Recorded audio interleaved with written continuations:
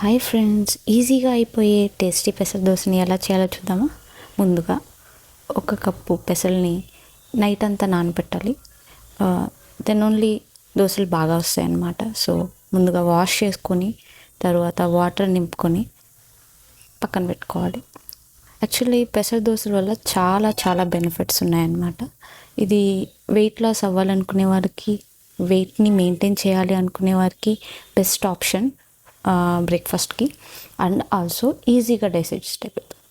Morning ఈ నానబెట్టిన పెసరిని తీసుకొని ఒక మిక్సీ జార్లో వేసుకొని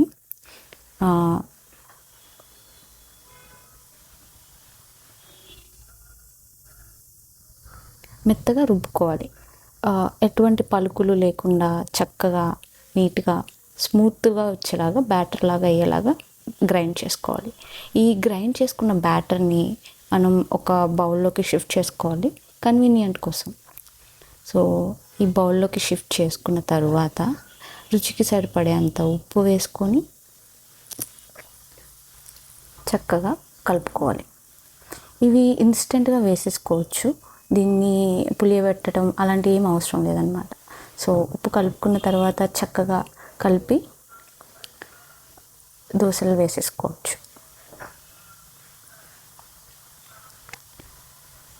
సో ఇప్పుడు ప్యాన్ మీద దోశలా వేసుకొని నూనె వేసుకొని రెండు వైపులా కాల్చుకొని గోల్డెన్ బ్రౌన్ కలర్ వచ్చేదాకా రెండు వైపులా కాల్చుకోవాలి. నూనె ఎంత తక్కువ వేసుకుంటే అంత మంచిది. దీన్ని టమాటా చట్నీతో సర్వ్ చేసుకుంటే ద బెస్ట్గా ఉంటుంది. Thank you. వీడియో నచ్చితే సబ్స్క్రైబ్ చేయండి అండ్ లైక్ చేయండి.